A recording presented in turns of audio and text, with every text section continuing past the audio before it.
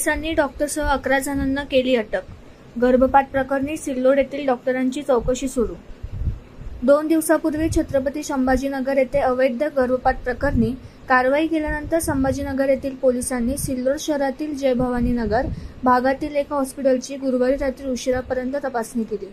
पोलिसांना मिळालेल्या माहितीवरून एक पथक गुरुवारी सकाळी सिल्लोड शहरात दाखल झाले. या पथकाने शहरातील जय भवानी नगर येथील डॉक्टर रोशन ठाकरे व डॉक्टर किरण रोशन ठाकरे या दाम्पत्याच्या हॉस्पिटलची कसून चौकशी केली.